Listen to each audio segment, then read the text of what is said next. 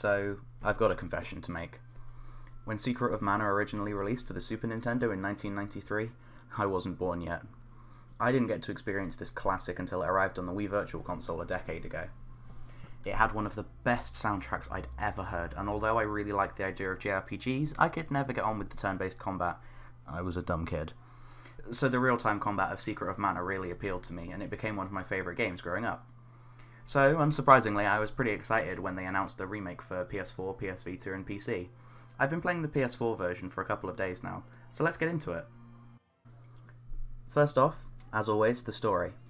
It's a little generic for a JRPG. Kid grows up an outsider in a village, finds a magic sword, goes on a quest to restore its power with magical items found in 8 temples across the land, goes on to save the world, you know, standard stuff. Along the way you pick up 2 more party members who help you along your journey. The characters are fun enough, especially now that they've added a new feature where when you rest at an inn, the characters in your party have a little conversation amongst themselves, which helps develop their character arcs and give them more of a personality than they had in the original Super Nintendo game. Overall though, it's a pretty standard story for what was originally a 16-bit JRPG, and the remake doesn't really change in this regard. On average, to complete the main quest line, it should take you somewhere between 20 to 25 hours, dependent on how much side stuff and exploring you do. In terms of gameplay, if I had to compare it to something, I'd say it's like a more combat-focused version of the old 2D Zelda games, with more RPG elements like level-ups and character stats. You've got a decent-sized overworld, similar to that in A Link to the Past, and it's split into different screens in the same way Link to the Past was as well. Like any good RPG, there are a multitude of towns where you can purchase armor and items to heal yourself, and it's always a good idea to keep a decent stock in your inventory. They also contain the previously mentioned inns, where you can heal up and save your game. Luckily, the game also autosaves whenever you enter a new screen, so if you need to stop playing suddenly for whatever reason, you won't have to worry about losing too much progress. When it comes to combat, a major focus of the game, it's surprisingly strategic. You have a charge meter underneath the character you're controlling's health bar, which sits at 100% and drops when you sprint or attack. The higher it's charged, the more damage you'll do, and hitting an enemy with a fully charged attack tends to stun them.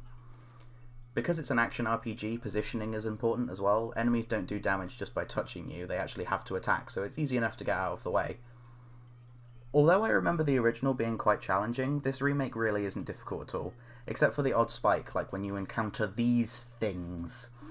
I don't have a family-friendly word to describe these little archer things, but oh boy, do I hate them!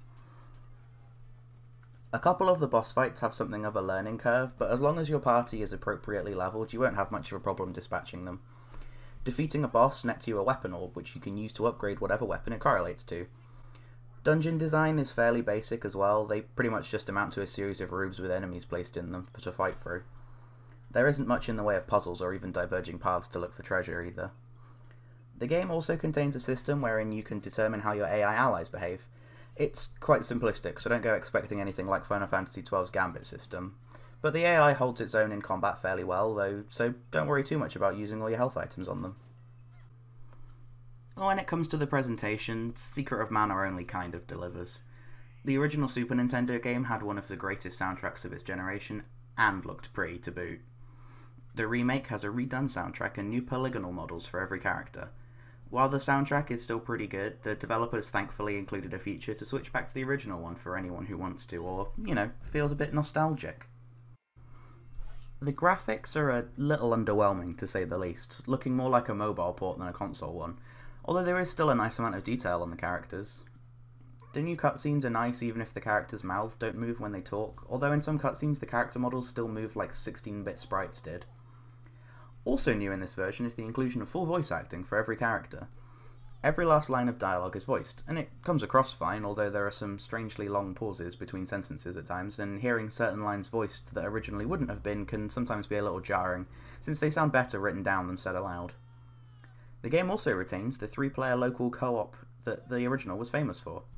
No online multiplayer, I'm afraid, though, for those that wanted that. I've also found that certain hitboxes can be a little weird. For example, I've been hit by a stunned enemy after I'd already avoided their attack and went to follow up. I haven't found any glitches or bugs though, besides a visual one that happened a couple of times where half the screen was darkened for some reason. This can be fixed by a quick reload of your save file though. Ultimately, Secret of Mana has been and always will be one of the classic 16-bit JRPGs. The original still holds up today, and if I'm being totally honest, is probably the superior version, just because the hitboxes work a little better. If you've never played Secret of Mana and don't have a way of playing the original though, you can't go wrong with this version at all. It can feel a little baby's first JRPG at times, but it's still a fun time despite its simplicity. Sometimes you don't need a game to be incredibly deep and complicated for it to be fun, and Secret of Mana for the PS4 is definitely that. Fun. Thanks for watching. What are your thoughts on Secret of Mana?